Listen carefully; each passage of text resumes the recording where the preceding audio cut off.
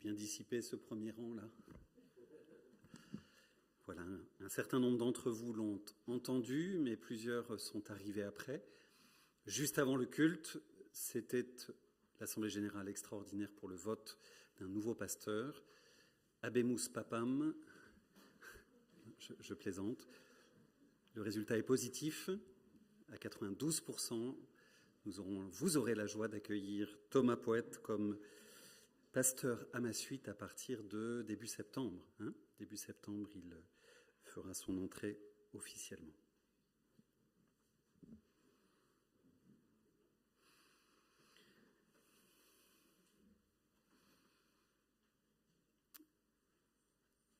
Dans vos Bibles, pour ceux qui ont leur Bible sous les yeux, si vous portez un regard sur les intertitres qui ne font pas partie du texte inspiré, je pense que vous le savez, le récit des rameaux est probablement, majoritairement, intitulé quelque chose comme l'entrée triomphale de Jésus à Jérusalem. C'est ce que vous avez sous vos yeux, possiblement. Mais quelqu'un l'a aussi appelé, cet événement, le grand malentendu, ce qui est sans doute davantage conforme à la réalité de ce qui a été vécu ce jour-là. Et nous allons réécouter le récit de ce malentendu entre Jésus et la foule. Nous allons aussi voir que cette foule était diverse, que cette foule était complexe, qu'elle avait un regard parcellaire et pluriel quant à la situation, l'identité de Jésus et la signification de cette rentrée.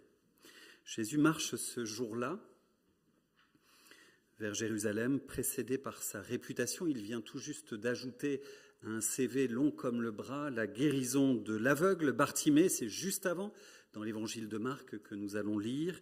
Il vient de rendre la vie à Lazare, excusé du peu, et effectivement, il entre dans la ville avec cette réputation de guérisseur, de triomphateur. La ville est bondée. C'est à l'approche de Pâques.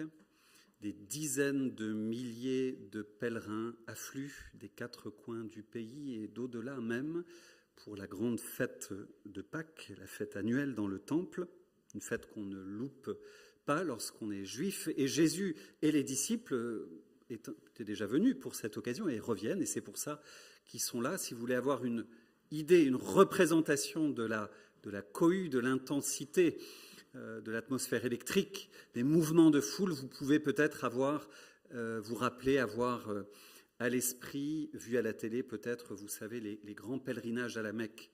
Ça vous dit quelque chose, ça ? C'est exactement la même chose, exactement la même atmosphère spirituelle. Alors bien sûr, ce n'est pas la première fois, je le disais, que Jésus vient à Jérusalem, il y vient régulièrement, mais cette fois c'est différent. Cette fois, c'est la dernière, l'aboutissement de sa marche et de sa marche sur terre. Et il choisit de mettre en scène, je choisis à dessein cette expression, réellement de mettre en scène cette dernière venue, car il est le temps de révéler sa véritable identité. Je vous invite à l'écoute de ce récit, de ce grand malentendu. Nous lisons dans l'évangile de Marc au chapitre 10 et nous lirons des versets 1 à 11, Marc chapitre 11, des versets 1 à 10. Plus exactement dans la version Louis II, 21 plutôt. J'y arrive. Alors de moins en moins, vous avez l'habitude de lire quelque chose d'individuel et les regards se portent vers le... J'observe cette évolution, mais ça va si on lit ensemble le même texte. Lorsqu'ils approchèrent de Jérusalem, les disciples, près de Bethphagée et de Béthanie, vers le mont des Oliviers, Jésus envoya 2 de ses disciples, en leur disant « Allez au village qui est devant vous. Dès que vous y serez entrés, vous trouverez un ânon attaché, sur lequel personne n'est encore monté. Détachez-le et amenez-le. Si quelqu'un vous demande « Pourquoi faites-vous cela ?» répondez « Le Seigneur en a besoin. » Et à l'instant, il le laissera venir ici. Les disciples partirent, ils trouvèrent l'ânon attaché dehors près d'une porte, dans la rue, et ils le détachèrent. Quelques-uns de ceux qui étaient là leur dirent « Que faites-vous ? Pourquoi détachez-vous cet ânon ?» Ils répondirent comme Jésus le leur avait dit, et on les laissa faire. Ils amenèrent l'ânon à Jésus, jetèrent leurs vêtements sur lui, on essaye de s'imaginer la scène, et Jésus s'assit dessus. Beaucoup de gens étendirent leurs vêtements sur le chemin, et d'autres des branches qu'ils coupèrent dans les champs. Ceux qui précédaient, ceux qui suivaient Jésus criaient « Hosanna, béni soit celui qui vient au nom du Seigneur. Béni soit le règne de celui qui vient au nom du Seigneur, le règne de David, notre Père. Hosanna dans les lieux très hauts. » Et nous pouvons dire « Amen ».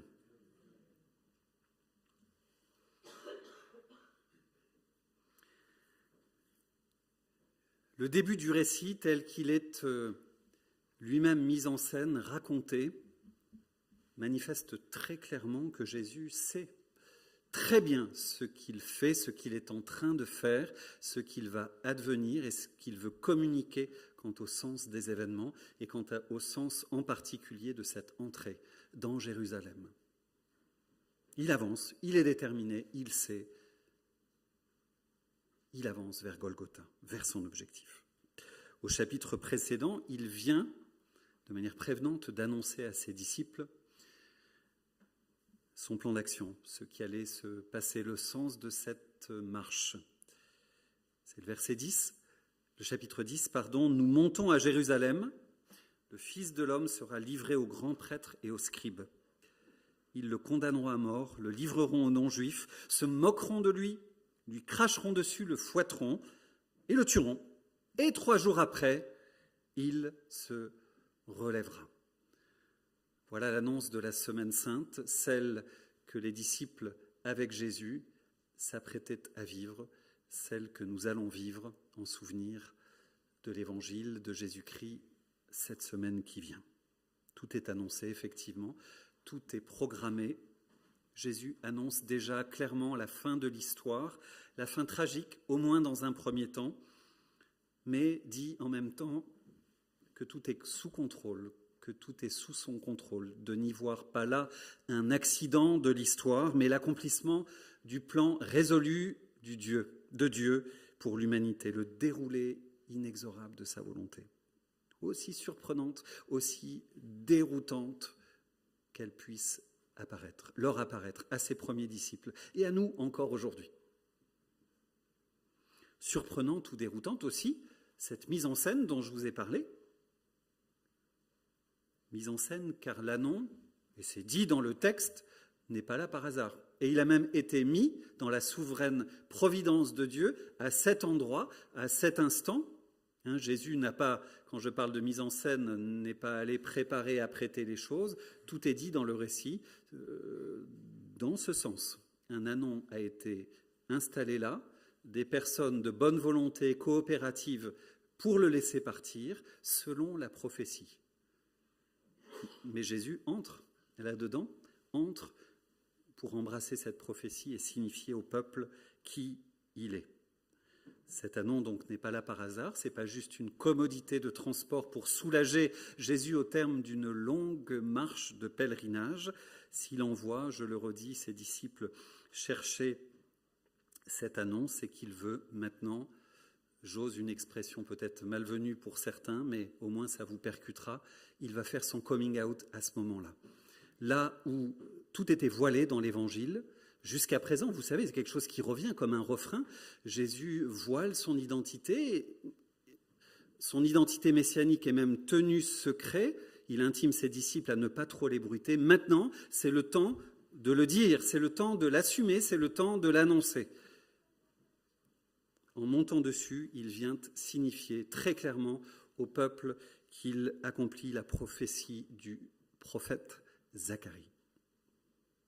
Il révèle son identité au peuple et aux autorités juives, je vais le redire dans un instant, là où elle demeurait donc encore secrète, voilée. Ainsi, en Zacharie 9,9, ce très très très beau texte que nous relisons, soit transporté d'allégresse, Sion la belle. Lance des acclamations, Jérusalem la belle. Il est là, ton roi, il vient à toi.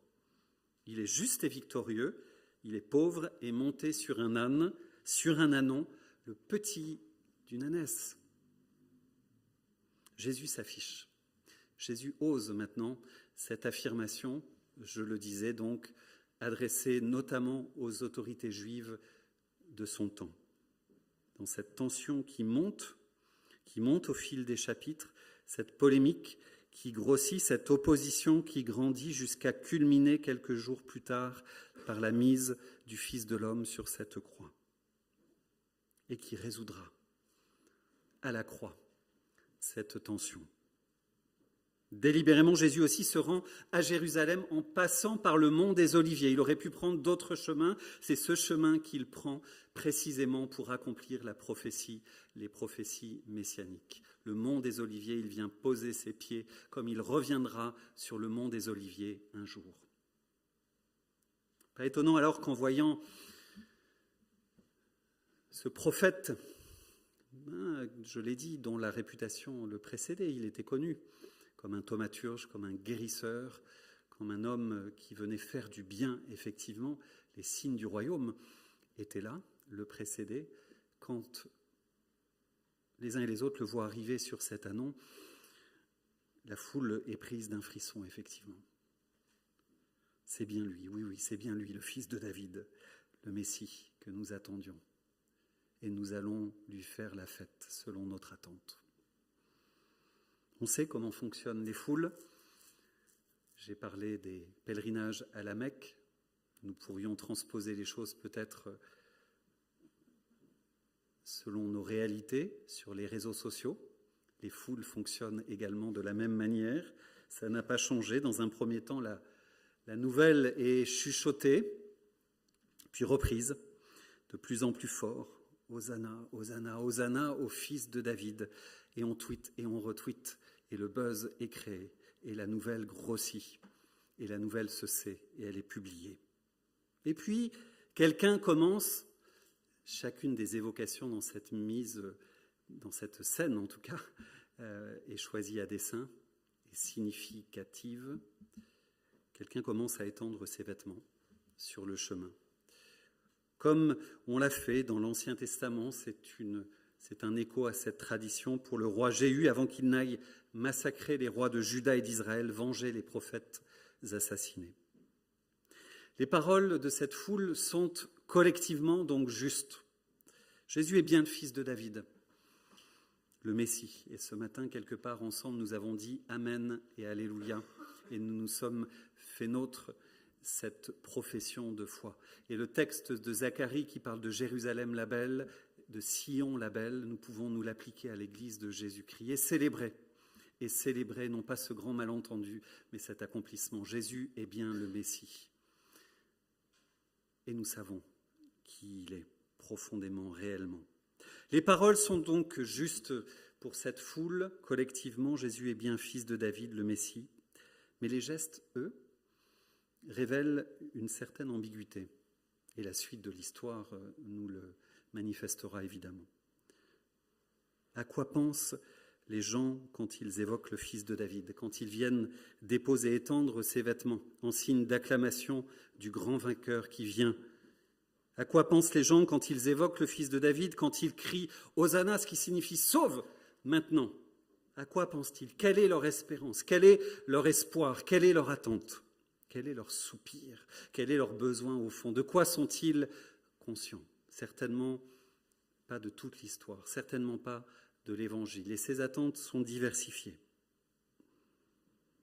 Dans la diversité de cette foule, parmi ceux qui acclament Jésus, il y a un certain nombre de badauds qui répètent simplement, comme sur les réseaux sociaux, ce qu'ils entendent et ce qui est de coutume, à l'époque, c'est-à-dire que pour n'importe quel pèlerin ou groupe de pèlerins qui arrivent, les pèlerins arrivaient par groupe d'un peu partout, avec les psaumes démontés, signifie cela, c'est des groupes qui arrivent ensemble, et à Jérusalem, il y avait ce cortège qui acclamait en signe de bienvenue ceux qui arrivaient et scandaient Hosanna, sauve maintenant, comme on pourrait dire aujourd'hui Alléluia, sans tout à fait penser ce qu'il y a derrière. On signifiait Hosanna en signe d'accueil. Et puis, dans la diversité de cette foule, parmi ceux qui acclament Jésus, il y a tous ceux qui l'accompagnent, peut-être depuis quelques mois, depuis quelques années, qui ont assisté à ces miracles. Les disciples eux-mêmes, pas tout à fait tout compris encore l'histoire. Ceux qui étaient là, quand Jésus a ressuscité Lazare, juste avant, il y a peut-être Bartimée, probablement, avec les yeux grands ouverts, qui crie « Fils de David » et qui lui a vu, peut-être plus que les autres, par exemple. Tant de gens différents autour de Jésus, tant d'espoir, tant de compréhensions différentes et parcellaires. Chacun se fait son idée de Jésus, de son Messie, de ce qu'il vient sauver, de ce qu'il vient vaincre. Les Romains, pour beaucoup. La maladie, pour plusieurs et légitimement. La pauvreté, peut-être, pour beaucoup également. Derrière cette image du Messie, portée par les prophéties de Zacharie, notamment, il est vrai, il y a pour plusieurs et pour beaucoup, le reste de l'Évangile va bien nous le dire, le signifier, l'idée d'un Dieu, d'un Messie qui n'est pas tout à fait celui de l'Évangile. Et Dieu vient par l'Esprit Saint à la Pentecôte, la résurrection et la Pentecôte révéler en plénitude qui était Jésus-Christ. C'est le Dieu pour beaucoup qui nous fait gagner, qui est là pour répondre à nos désirs de conquête, nos désirs de positionnement, nos désirs de domination, de supériorité sur les autres. Le Dieu qui est là pour faire avancer notre propre royaume, notre cause, nous aider, nous installer dans la vie et bien nous installer. On connaît ce genre de Dieu et les foules aiment ce genre de Messie. Un Dieu séduisant qui attire par des promesses, par des réponses immédiates. Les foules aiment les vainqueurs et non les vaincus. J'évoquerai tout à l'heure à la fin de la prédication, évidemment, le contexte présidentiel. Vous avez peut-être assisté d'une manière ou d'une autre aux grands meetings et leur mise en scène. Effectivement, tout est fait pour galvaniser les foules autour d'une promesse de victoire et de réussite et de conquête, voire de reconquête pour certains. Mais qu'est-ce que Dieu a à nous dire le jour, pour ceux qui ont cultivé la connaissance de ce Dieu-là, qu'est-ce que cet évangile, qu'est-ce que Dieu plutôt a à nous dire le jour où nous rencontrons l'échec, la prière non exaucée, la maladie, la mort, le deuil, la persécution, les coups durs, le combat spirituel, l'adversité, la foule versatile qui se retourne contre moi, contre toi, dans ton contexte. Qui est Dieu lorsque la vie se retourne ainsi? Si la foi repose sur un tel Dieu de la réussite, et nous avons chanté le Dieu victorieux, évidemment. Et on va voir à la fin de cette semaine comment Dieu a remporté la victoire. Mais on procède par étapes. On est au jour des rameaux aujourd'hui et on va vivre cette semaine sainte. Pour ceux dont la foi parcellaire repose sur le Dieu de la réussite, sur un tel Dieu de la réussite, cette foi dure aussi longtemps que nos succès, superficiels. Pour la foule de Jérusalem, elle n'aura duré que quelques jours, nous le savons. Derrière ce malentendu, au moment où Jésus monte vers Jérusalem, sur son âne se profile déjà la foule de Golgotha, et il le sait, et il l'a annoncé, et il l'a dit, et il va le vivre, et il y va. Cette foule qui criera sa haine contre lui, qui lui crachera dessus, qui invoquera sa mise à mort dans quelques jours, lorsqu'il n'aura plus la gueule du vainqueur, mais celle du vaincu. Alors, non, ce Dieu-là, ce Dieu des puissants n'est pas le Dieu de Jésus-Christ, ce n'est pas le Dieu de l'Évangile, et c'est là le renversement assez insensée que produit l'Évangile et qui est mise en scène dans cette entrée à Jérusalem, sur cet âne. Pour qui veut bien regarder, Dieu révèle qui il est, un roi humble et pacifique. Un Dieu qui appelle à la réconciliation des peuples et des hommes, non à la conquête ou à la domination des uns sur les autres. Doux et humble de cœur, nous dit le prophète Zacharie. C'est Zacharie qui nous dit ça aussi. Plein de douceur, précise-t-il. Un Dieu qui est du côté des petits. Ça, c'est un refrain régulier de l'Évangile. Cette semaine, c'était vendredi, je crois, j'ai invité mon garçon, mon deuxième, Danaël, qui a 14 ans, au kebab du coin. C'est là où les vraies conversations se mènent, se vivent. Et il m'a partagé son expérience de stage de 3e. On en avait déjà un petit peu parlé, il en avait davantage parlé à sa maman. Et là, c'est parce qu'il doit faire son rapport de stage pour ce lundi. Il m'a dit son vécu et quelque chose qui l'a percuté et qui l'a bouleversé et qui le travaille profondément dans sa vie et dans sa foi. Il avait fait son stage, son rêve c'est d'être kiné. Voilà, depuis des années, il veut être kiné. Alors, on a trouvé le meilleur kiné qu'on connaisse, c'est Abraham dans notre communauté, et on a trouvé cette expérience de stage. Abraham a été... Tu es là, Abraham ? Ouais, excuse-moi de t'afficher. Voilà, je n'ai même pas prémédité que tu sois là.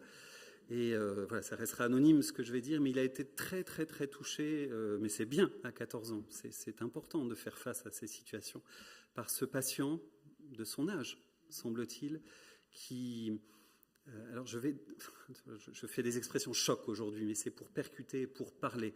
Ce que l'on appelle improprement, précisément, un légume, si je peux dire. Voilà, inerte, ne pouvant pas communiquer sinon par des cris.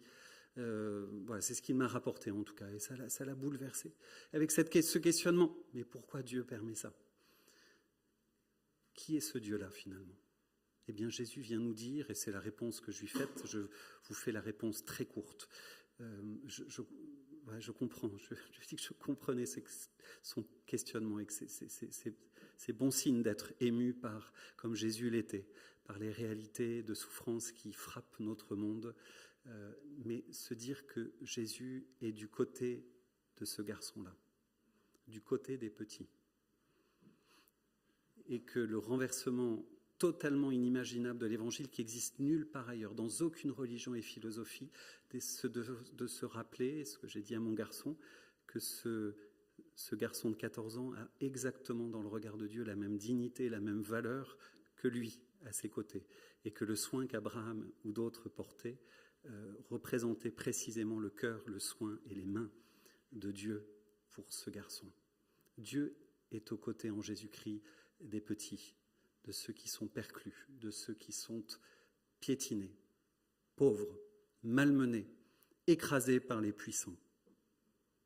Notre roi, notre Messie, celui que nous révèle l'Évangile, est venu pour établir un règne différent et élever les humbles. C'est notre espérance et notre attente et ce qu'il peut faire déjà aujourd'hui. Jésus nous a donné l'esprit de ce règne juste avant au chapitre 10. Alors vous le relirez, ce chapitre avec profit, il y a beaucoup de choses dedans. Le chapitre 10, Jésus a dit « Le Fils de l'homme n'est pas venu pour être servi, mais pour servir et pour donner sa vie en rançon pour beaucoup. » Tout est dit, tout était dit, tout était déjà dit dans la prophétie de Zacharie. Le roi pauvre est monté sur un âne, dit aussi, écoutez bien, et ça va résonner avec notre actualité, « Je retrancherai d'Éphraïm les chars et de Jérusalem les chevaux. Les arcs de guerre seront retranchés. Il parlera pour la paix des nations et sa domination s'étendra d'une mer à l'autre, depuis le fleuve jusqu'aux extrémités de la terre. » Cette vérité et cette espérance qui n'est pas encore accomplie, nous le savons, Jésus est venu l'inaugurer. Voilà le prince de paix, voilà le Seigneur des seigneurs, voilà son règne, règne d'amour et de paix, de justice. Cette vérité nous touche particulièrement et nous avons prié en ce sens hier soir dans la soirée J'ai soif de prière, d'intercession pour notre pays, pour notre Église, pour notre pays et pour le monde, nous touche particulièrement alors que l'Europe connaît un conflit armé sur, comme nous espérions ne plus en voir. Mais en vain, ce monde est fait de cela. Ce monde est fait de domination et une vie de destruction que le péché impose aux hommes et auxquels nous consentons malheureusement et qui fait notre malheur. Le prophète parle ainsi, annonçant le Messie, de la libération des prisonniers, de la libération de l'esclavage du mal et du péché, de la victoire sur l'oppression et le mal. Et c'est ce que Jésus va accomplir à la croix, en renversant le mal contre lui-même et en accomplissant la victoire sur le péché. Tout est dit dans les textes, de manière certainement voilée, mais le peuple a-t-il réellement, profondément écouté? Et qu'écoute-t-il au plus profond de lui-même? Et comment écoute-t-il ses désirs plutôt que d'écouter le plan de Dieu? Et comment écoutons-nous l'Évangile aujourd'hui? Sommes-nous plus sages que cette foule? Sommes-nous en proie aux mêmes tentations, aux mêmes désirs de victoire personnelle? Comprenons-nous réellement la grandeur, la puissance et la nouveauté radicale du règne de Dieu dans ce rapport à la victoire, à la domination, au désir de conquête et dans notre rapport aux autres? Entendrons-nous tout ce que Jésus a enseigné, notamment dans ce chapitre 10? Le jour des rameaux, et je finis, juché sur son bourricot, Jésus renverse les valeurs et révèle la véritable nature du règne de Dieu. Ce règne que les gens au bord du chemin proclament, sans savoir au fond, véritablement, pour la plupart d'entre eux, ce qu'ils appellent réellement lorsqu'ils disent « Béni soit le règne qui vient ». Et nous y avons goûté. Et ce règne est venu en Jésus-Christ. Et ce règne, nous l'attendons.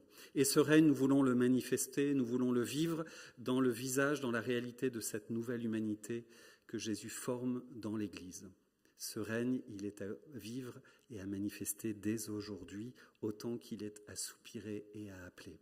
Ce règne est tout sauf naturel, il est une donnée de la grâce. Ce règne est un règne miraculeux. Ce règne est notre soupir et notre espérance, comme nous allons le chanter dans un instant avec le Notre Père. Sommes-nous prêts, pour notre part, face ou au sein de la foule versatile, à sortir de la foule pour suivre Jésus et vivre cette radicalité nouvelle de l'Évangile, à le suivre sur ce chemin d'abandon, de service, d'humilité, d'amour. Ce jour, puis dans 15 jours, nous sommes appelés dans ce monde en conflit, dans ce monde sans dessus-dessous, dans ce monde de violence, dans un monde qui soupire et duquel nous sommes solidaires, que nous sommes appelés à aimer, à choisir pour notre pays un président pour nous gouverner. Alors, rassurez-vous, je ne vais pas délivrer de consignes de vote, j'en aurai pas le droit d'ailleurs, mais prions simplement. Pour la plupart, ça va être a priori cet après-midi, sauf les matinaux. Prions pour avoir collectivement, puisque l'Évangile nous y appelle, en 1 Timothée 2 notamment, pour avoir collectivement le discernement de choisir la bonne personne. Alors certainement pas le Messie, et celui qui se présenterait comme tel, évidemment, fuyons-le comme la peste. Le moins pire des candidats. Mais quand je dis ça, c'est pas par mépris, c'est que Dieu permet, et c'est ce que Romains 13 nous dit, 1 Timothée 2, finalement, Dieu établit des puissances dans notre monde pour contenir le mal, effectivement. Pas des hommes parfaits, pas le meilleur, et encore moins, s'il n'est pas, se prétend pas être le Messie, encore moins un homme ou une femme de domination. Ça, c'est un critère de sélection. À une autre échelle, nous avons prié hier soir c'était l'ordre des choses, pour Jérusalem, la Judée, la Samarie, jusqu'aux extrémités de la terre. Vous savez, c'est l'ordre qui est annoncé en Luc Actes. À une autre échelle, je voulais dire donc qu'on a prié notre Jérusalem, c'est notre Église. Nous avons prié pour le choix et le discernement du bon pasteur pour me faire suite aux côtés de Kevin. Vous avez entendu le résultat, qu'ensemble nous puissions nous appuyer sur ce discernement et nous réjouir, je crois, je vous le dis, je ne voulais pas cacher à l'AG, nous réjouir ensemble du fait que le principal critère, au-delà de la capacité de Thomas, celui qui a présidé à notre discernement commun avec Kevin et au sein de la commission des ministères et du conseil de l'Église, c'est la qualité du cœur et c'est cette capacité à arriver dans un existant qui est complexe, avec une équipe en place, avec une collaboration, avec cette disposition d'humilité, cette douceur. Non pas arriver comme un messie triomphant à la manière du monde, mais quelqu'un qui va écouter, qui va comprendre et qui va servir le collectif. Et je me réjouis parce que je connais Thomas très bien et je sais que c'est son cœur et c'est une grâce de le savoir, poursuivre cette aventure avec vous. Alors oui, dans tous les lieux, dans tous ces lieux, et pour tous ces choix, ce que nous avons fait, ce qui reste à poser, Hosanna, Seigneur. Hosanna, viens régner en moi. Viens régner au milieu de nous, dans cette communauté en particulier, dans ce que je vis aujourd'hui et ce que j'aspire à vivre mieux demain. Faites en nous, au milieu de nous, une œuvre belle, une œuvre neuve, une œuvre nouvelle, faite par la grâce de Dieu, pour ta joie et pour ta gloire, Seigneur. Je vous invite à la prière.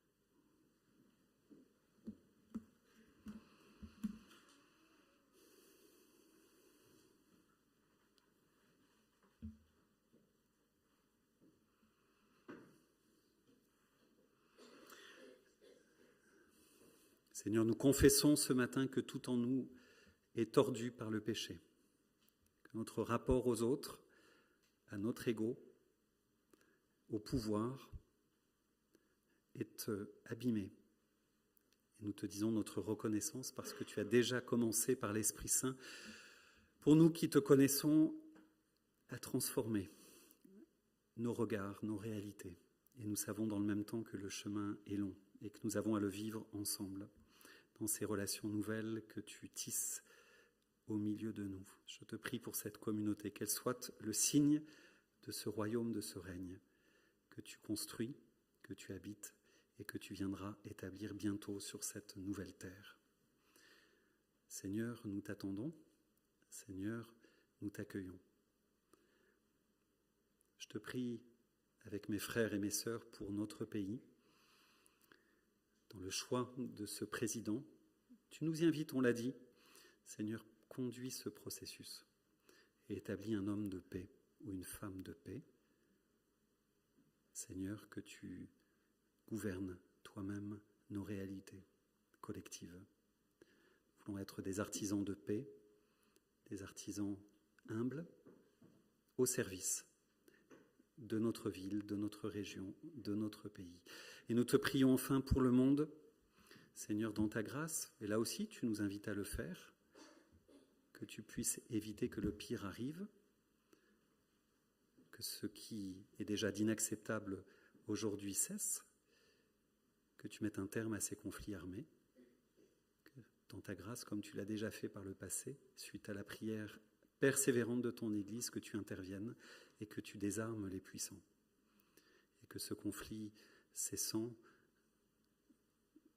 n'empire pas, ne grossisse pas à l'échelle de l'Europe et du monde. Seigneur, dans ta grâce, fais-le, interviens, fais la paix.